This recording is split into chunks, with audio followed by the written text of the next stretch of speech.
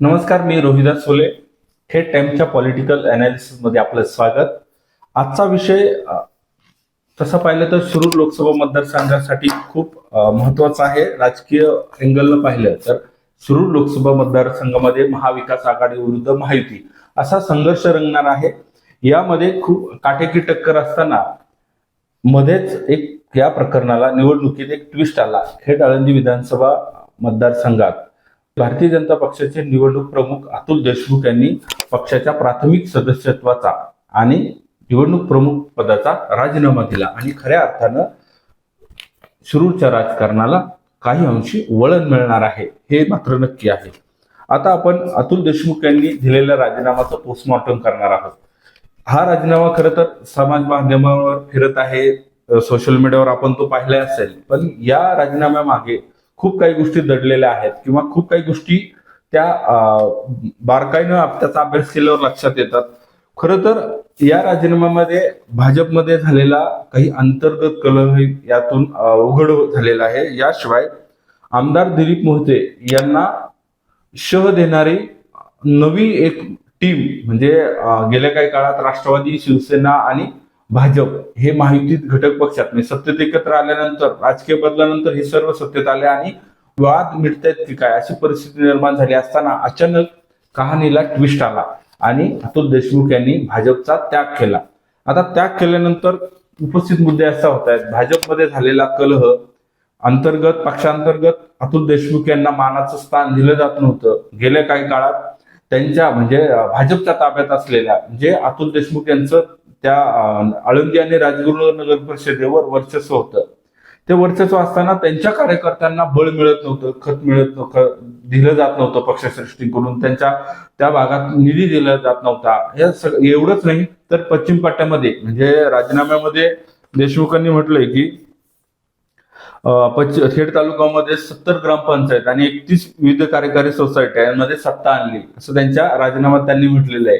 आता एवढा असताना, एवढ्या ग्रामपंचायती असताना त्या गावात जर निधी उपलब्ध नसेल तर त्यामुळे त्यांनी त्या एकतर ते नाराज होते. याशिवाय त्यांनी जेव्हा त्यांचे स्वतःहून वरिष्ठांकडे जायचे, काही कामं गावातली घेऊन किंवा कार्यकर्त्यांचे काही मागण्या घेऊन जात होते, तेव्हा त्यांना फक्त गोड गोड बोलून त्यांना घरी पाठवून द्यायचे. एवढंच नाही, ते सांगत होते की काही वेळेला मंत्रालयात किंवा पुण्यात गेल्यानंतर दिवस काढल्यानंतरही माझं काम झालेलं नाही.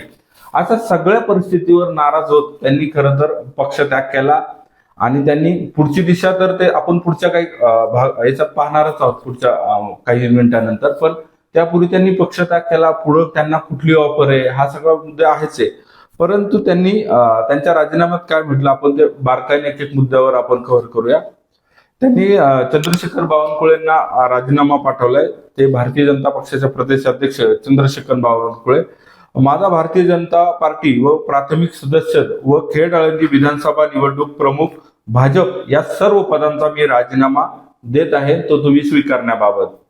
राजीनामा पहिले म्हटलंय की मी पक्षाचा तालुका अध्यक्ष व इतर पदांवर काम करत असताना पार्टीने दिलेल्या जबाबदाऱ्या आणि आदेश मी पालन करण्याचा मी माझ्या परीने प्रयत्न करत आलो आहे.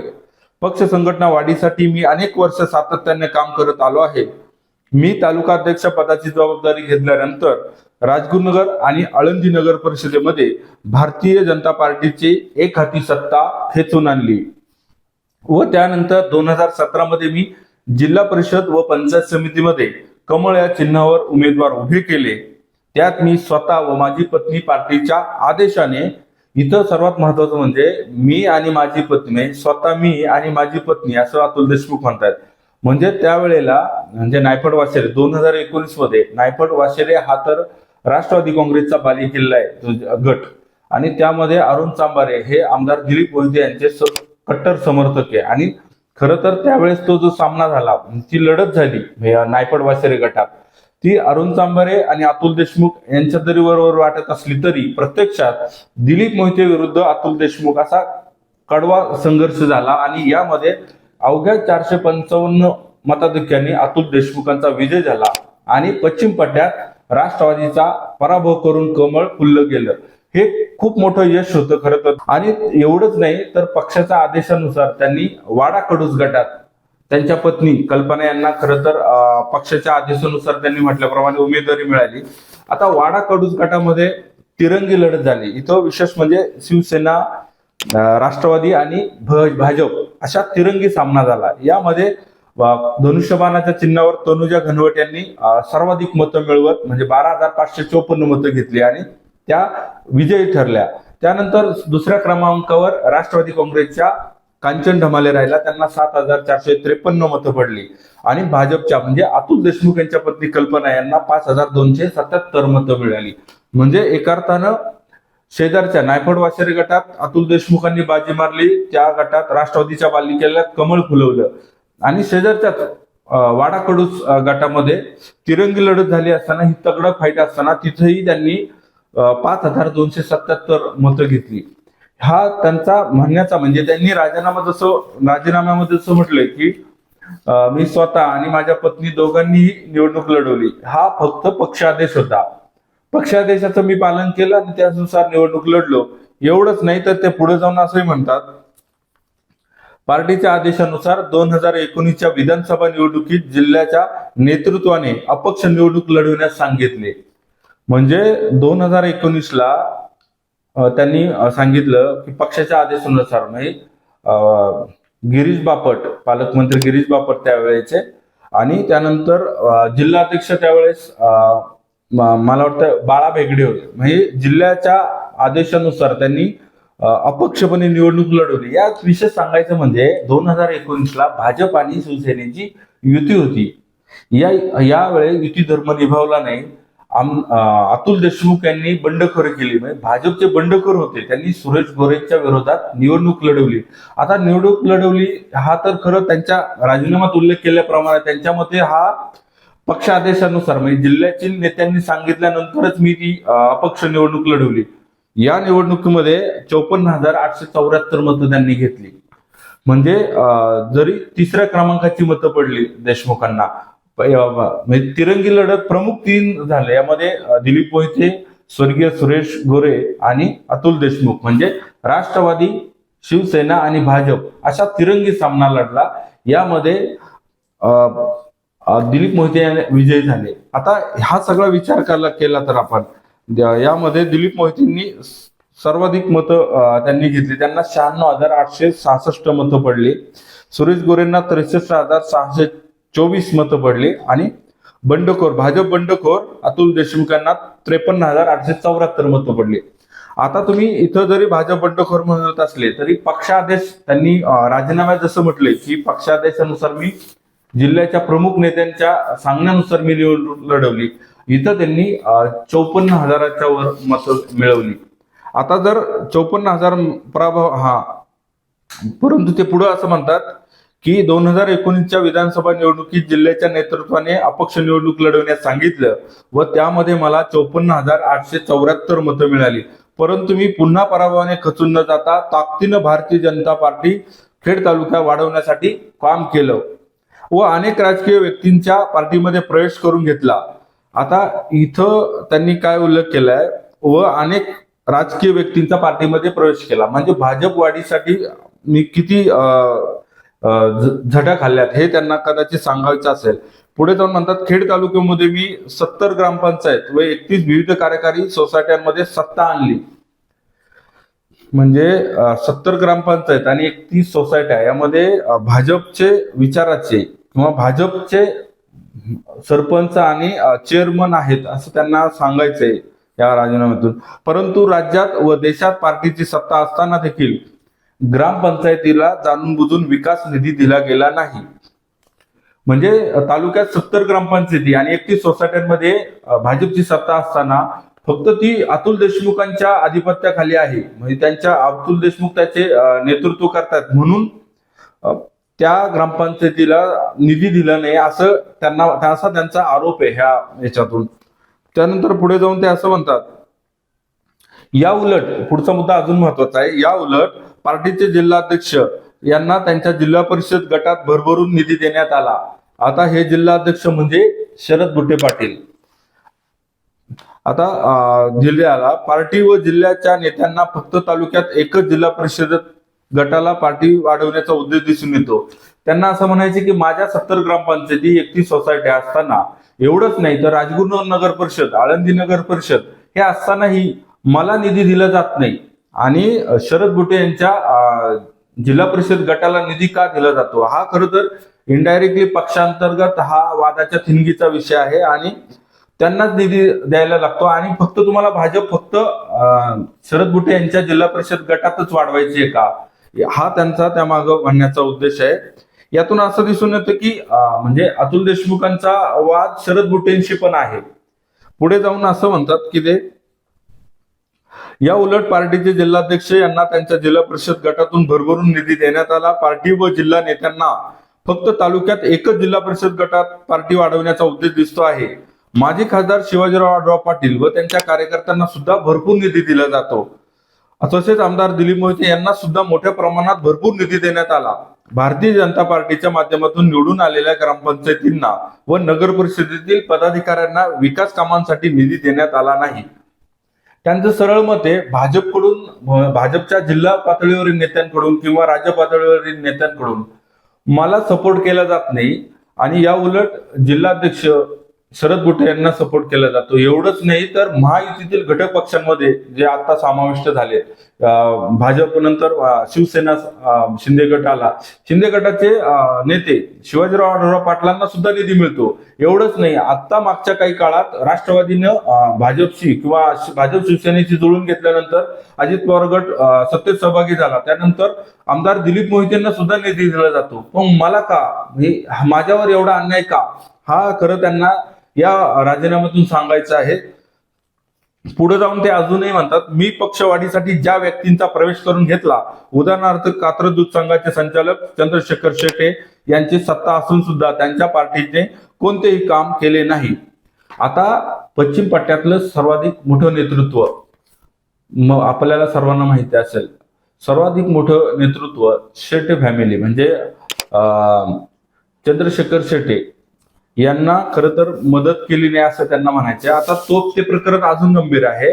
राष्ट्रवादी म्हणजे चंद्रशेखर शेटे आणि अरुण चांभारे हे आमदार दिलीप मोहिते यांचे कट्टर समर्थक आहेत.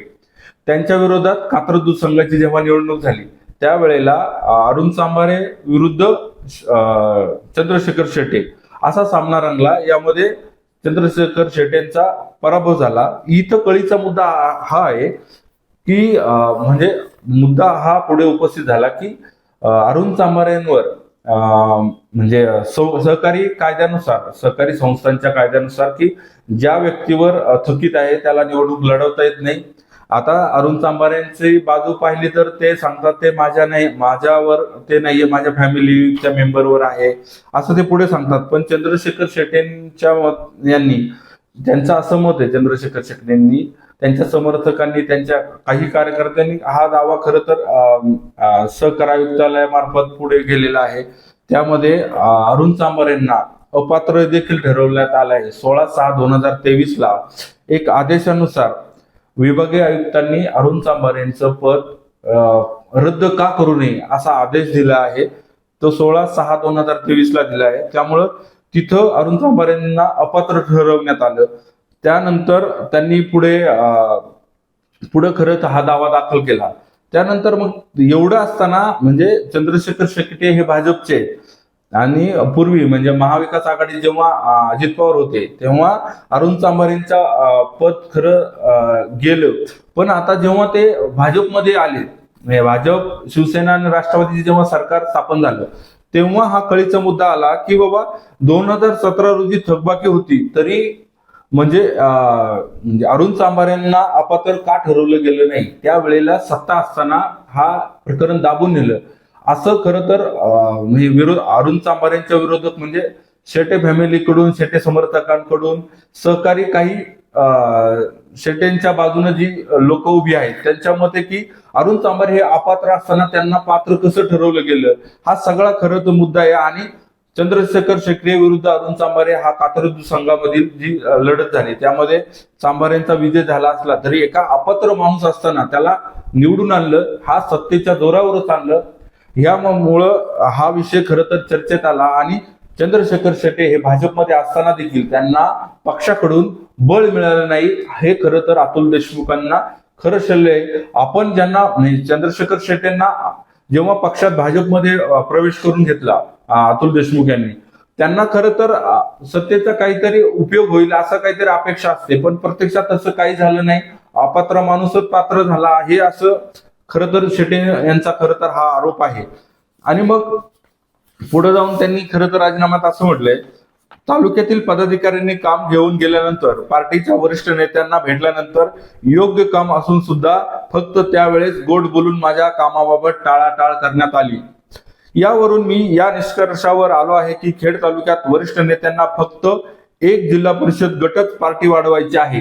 आता तुम्ही इथं पाहिलं तर एक जिल्हा परिषद गट म्हणजे कोणता, तर पुन्हा शरद बुटे पाटील, जिल्हाध्यक्ष शरद बुटे पाटील यांचा गट हेच यांना म्हणायचे. कारण जिल्हाध्यक्षांचा एक तो गटच त्यांना वाढवायचा आहे असं त्यांना म्हणायचं. एका अर्थानं फक्त भाजपकडून फक्त शरद बुटेंनाच निधी दिला जातो, आम्हाला का दिलं जात नाही, आम्हाला सावत्रपणाची का वागणूक दिली जाते, हा तर खरं तर अतुल देशमुख यांच्या मनातलं खरं शल्य. आणि त्यांना ते मनाला बोचतंय, कारण त्यांना जे त्यांच्या सोबत जे त्यांच्या राजीनाम्यात लिहिल्याप्रमाणे 70 ग्रामपंचायती आणि 31 सोसायट्या आहेत, नगर परिषदा 2, राजगुरुनगर आणि आळंदी, हे सर्व असताना मग मला बळ का दिलं जात नाही, माझ्यावर का अन्याय आहे. त्यांनी म्हणजे बोलताना ते पत्रकार परिषदेत बोलताना ते हे म्हटलं, माझं काही चुकलं असेल तर मला सांगा, मी दुरुस्त पण केलं असतं करेल, पण तसंही काही कुणी सांगत नाही. मला माझी उगत पक्षात घुसमट झाल्यासारखं झाले, त्यामुळे त्यांनी पक्ष त्याग केला. कारण पक्षात असून सुद्धा तुम्ही जर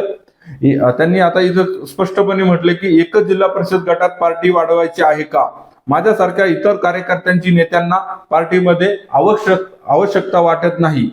म्हणजे त्यांनी खरं तर हे सगळं झाल्यानंतर त्यांनी खरं म्हटलंय की माझी एकतर मला मदत करत नाही, याचा अर्थ माझी पक्षाला गरज राहिली नाही. यामुळे मी या विचारापर्यंत पोहोचलो आहे की माझी भारतीय जनता पार्टीला कोणत्याही प्रकारची आवश्यकता राहिलेली नाही. म्हणून मी उद्विग्न होऊन प्राथमिक सदस्यत्वासह खेड आळंदी विधान परिषद निवडणूक प्रमुख पक्षपदाचा राजीनामा देत आहे. ही प्रत त्यांनी खरं तर जिल्हाध्यक्ष म्हणून शरद बुटे पाटील यांनाही पाठवली आहे आणि चंद्रशेखर बावनकुळे यांना पाठवली.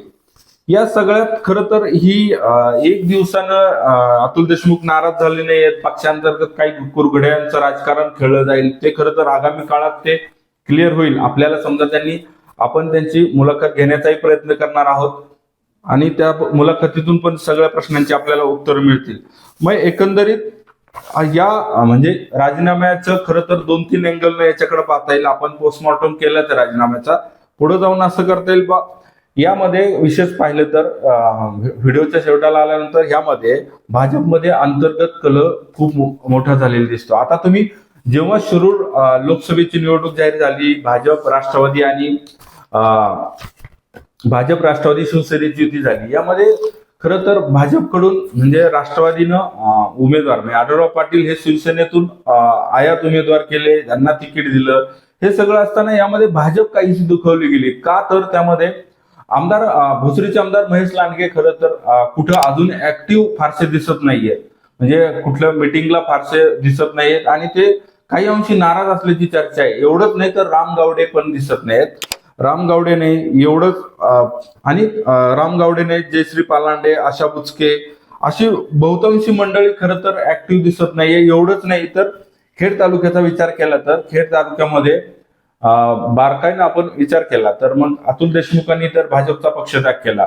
त्यानंतर राम गावडे, गणेश सानवर, शेखर शेटे, संदीप सोमवंशी अशी बहुतेक मंडळी दिसत नाहीये आपल्याला आणि ही मंडळी ऍक्टिव्ह नाहीयेत. कारण ही जरी महायुतीच्या म्हणजे राजकीय बदलावर नाराज असेल नसेल हा विषय निराळा आहे, पण ती भाजपच्या नेतृत्वावर किंवा ह्या सगळ्या प्रकरणावर नाराज होती. कारण राम गावडे यांनी प्रदेशाध्यक्ष किंवा राष्ट्रीय पातळीवर त्यांनी पत्रव्यवहार करून मी म्हणजे लोकसभेसाठी इच्छुक असल्यास सांगितलं. महेश लांडगेंनी तर खुलेपणानं माध्यमांशी बोलताना क्लिअर केलं होतं की मी पक्षादेश असेल तर मी लोकसभा लढवायला तयार आहे. म्हणजे त्यांचं एकंदरीत चर्चेतून असं लक्षात येतं की त्या भाजपकडे उमेदवार असताना म्हणजे आपण ती जागा एकतर लढवली नाही आम्हाला पक्षश्रेष्ठींकडून विचारात घेतलं नाही. अजूनही महायुतीच्या समन्वय बैठकांना, कार्यकर्ता मेळाव्यांना भाजपमधील काही मंडळी अजूनही गैरहजर राहतात, दांड्या मारतात, येत नाहीत.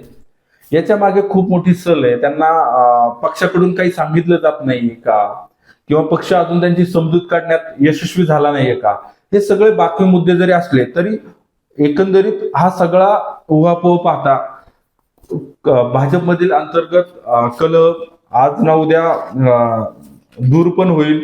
पण हल्ली तरी म्हणजे अतुल देशमुखांनी पक्षत्याग केल्यानंतर भाजपमधील आणखीन काही नाराज मंडळी आहेत, हे पिक्चर चव्हाट्यावर आलं. आता दुसऱ्या बाजूला अजून असं लक्षात येतंय की ही सगळी मंडळी नाराज असताना मग जिल्हाध्यक्ष शरद बुटेंची भूमिका काय आहे. म्हणजे एकंदरीत जिल्हाध्यक्ष असताना अतुल देशमुख यांच्यासारखा एक तगडा नेता म्हणा जर पक्षातून त्याग करतो तर त्यांची समजूत काढण्यात शरद बुटे पाटील यशस्वी झाले नाहीत का, हा तितकाच महत्वाचा मुद्दा आहे. पुढे जाऊन असं रामगावडे अजून ऍक्टिव्ह नाहीयेत, मग त्यांच्याबाबत काय निर्णय घेतला. गणेश सांडभोर नाहीयेत, संदीप सोमवंशी दिसत नाहीयेत. ही सगळी मंडळी मग शरद बुटे पाटील त्यांच्याशी समन्वय साधतात की नाही, हा खरं पुढच्या काही काळात आपल्याला तेही स्पष्ट होईलच. दुसरा मुद्दा असा की त्यानंतर म्हणजे लोकसभेनंतर 4-5 महिन्यानंतर ऑक्टोबरमध्ये विधानसभेच्या निवडणुका होणार आहेत. आता ही जरी लोकसभेमध्ये विधानसभेची नांदी असण्याचे चान्सेस पण आहेत आणि ती खरं तर चर्चा पण आहे. आता महायुतीमध्ये राष्ट्रवादी काँग्रेस,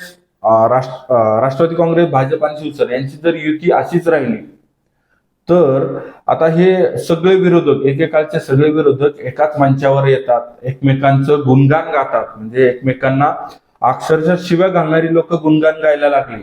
त्यामुळं खरं तर हा खूप चर्चेचा लोकांमध्ये वेगळा इम्पॅक्ट दिसतोय आपल्याला सर्वांना. आणि हे अचानक एकमेकांच्या गळ्यात गळे, हातात हात घालून एकमेकांचं कौतुक करायला लागली. एकमेकांना शिव्या घालणारे, एकमेकांच्या मरणाची वाट बघणारी लोक जेव्हा एकमेकांना कौतुक करून पेढे भरवतात त्यावेळेला खूप हा चर्चेचा विषय ठरतो. आता दिलीप मोहिते यांच्या विरोधात खरंच तालुक्यामध्ये खूप मोठी फळी आहे. त्यांच्या विरोधात पूर्व भागात, पश्चिम पट्ट्यात, त्यानंतर शहरी भागात म्हणजे दिलीप मोहितेंना विरोध करणारा खूप मोठा तालुक्यात वर्ग आहे.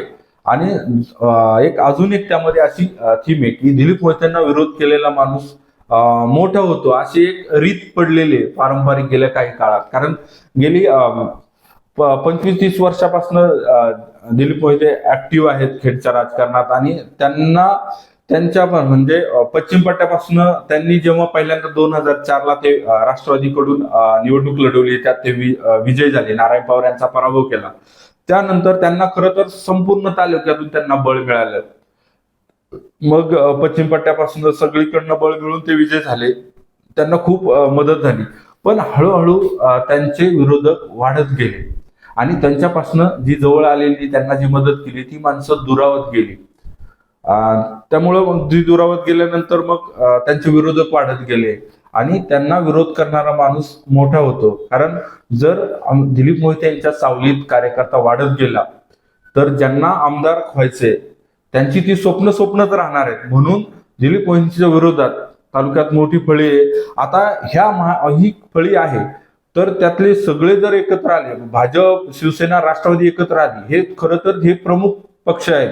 म्हणजे स्थानिक स्वराज्य संस्थांच्या निवडणुकापासून विधानसभा, लोकसभेपासून ही सगळे एकमेकांना विरोध करणारी मंडळी जेव्हा एकाच व्यासपीठावर येतात, एकाच गटात येतात, एकाच युतीमध्ये समाविष्ट होतात, तेव्हा खरं तर मोठी सल निर्माण होते. आणि ज्यांना आमदारकीचे डोहाळे लागले, ज्यांना भविष्यात आमदारकी लढवायची, त्यांच्या दृष्टीने हे खूप घातक आहे. आणि मग त्यानंतर खरं तर देशमुखांना आमदारकी लढवायची, कारण मागच्या वेळेला त्यांनी विशेष म्हणजे 2014च्या विधानसभेला दिलीप मोहितेंच्या विरोधात सर्व पक्षीयांनी मशाल पेटवली होती.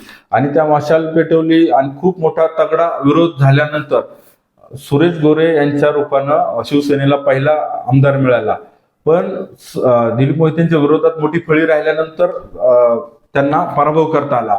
2019ला मात्र तिरंगी प्रमुख म्हणजे भाजपचे बंडखोर म्हणजे अतुल देशमुखांनी बंडखोरी केली भाजपकडून आणि याच्या देशमुखांची बंडखोरी आणि शिवसेनेची म्हणजे युती असताना, शिवसेना भाजप युती असतानाही सुरेश गोरे शिवसेनेच्या तिकिटावर लढले.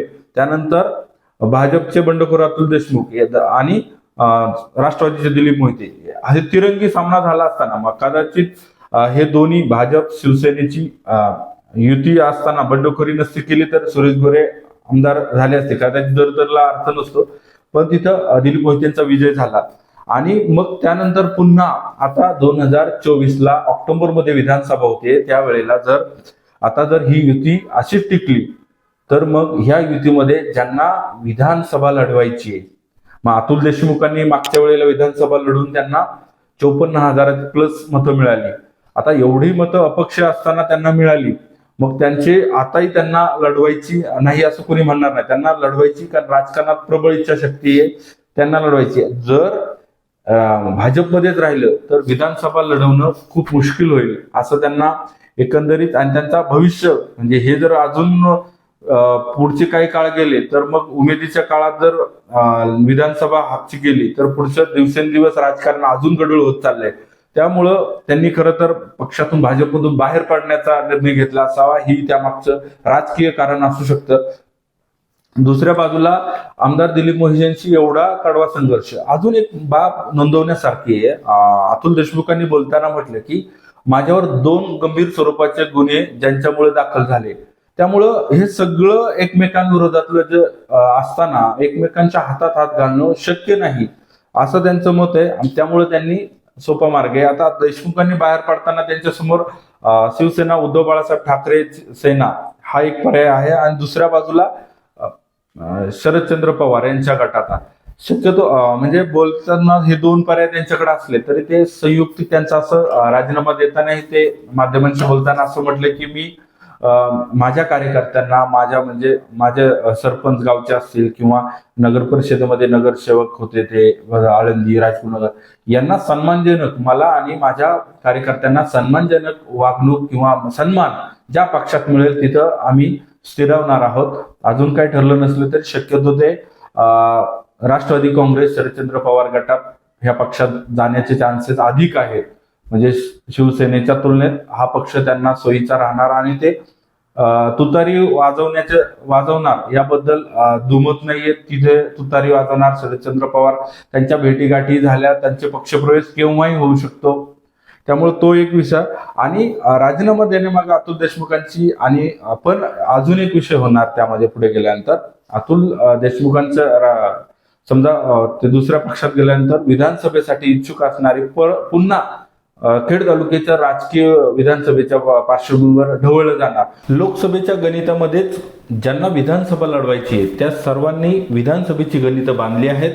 कारण म्हणजे आम्हाला अजून माहिती मिळाल्याप्रमाणे अतुल देशमुख ज्या पक्षात जाणार आहेत त्यांनी ते खरं तर विधानसभेच्या तोंडावर जाणार होते, पण तिथे त्यांना पक्षश्रेष्ठीने हे सांगितलं की तुम्ही जर लोकसभेला आलात आणि इथंच तुमची जर आम्हाला चुणूक दाखवली आणि आमच्या उमेदवाराला फायदा झाला तरच तुम्ही त्याचा फायदा आहे विधानसभेला तुम्हाला आम्ही शब्द देऊ, असं काहीतरी गणितं झाले. त्यामुळे ह्या लोकसभेच्या निवडणुकीतच अतुल देशमुखांनी विधानसभेची गणितं पाहिली आहेत. त्यामुळे ते लोकसभेच्या तोंडावरच दुसऱ्या पक्षात, इतर पक्षात प्रवेश करणार आहेत. याशिवाय अन्य अतुल देशमुखांनी भाजप सोडल्या इतर अन्य पक्षात आता ते शरदचंद्र पवार गटात जातात की उद्धव बाळासाहेब ठाकरे यांच्या गटात जातात हा विषय निराळा आहे. जेव्हा जातील पण जास्तीत जास्त चान्सेस शरदचंद्र पवार पक्षात जातील ते, आणि तिथं त्यांना स्थिर स्थावर होता येईल. त्यांच्या कार्यकर्त्यांना त्यांना वेल सेट करता येईल. स्वतःही ते वेल सेट होतील, कारण तिथं खूप स्कोप आहे त्या दृष्टीनं आहे. आता तिथं गेल्यानंतर तिथली शरदचंद्र पवार तालुक्याची राजकीय समीकरणं देखील थोडी बदलणार आहेत. कारण जेव्हा एखाद्या पक्षातून दुसऱ्या पक्षात एखादा मोठा नेता जातो त्यानंतर ज्या पक्षात जाईल तिथली गणितं बदलणारी असतात, आणि ज्या पक्षातून गेल्यात तिथली गणितं बदलत असतात. त्यामुळं ह्या दोन्ही पक्षाची एवढंच नाही तर बाकी अन्य पक्ष म्हणजे भाजपमधून आता ते शरदचंद्र पवार गटात जर गेले तर शरदचंद्र पवार गटात पूर्वी असणारी राजकीय नेते मंडळी त्यांचंही राजकारण बदलणार आहे, ढवळून निघणार आहे, आणि इकडं भाजपमधलंही राजकारण बदलणार आहे.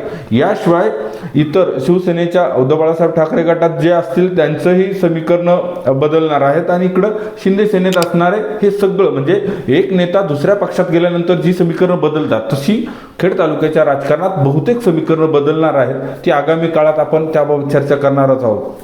धन्यवाद.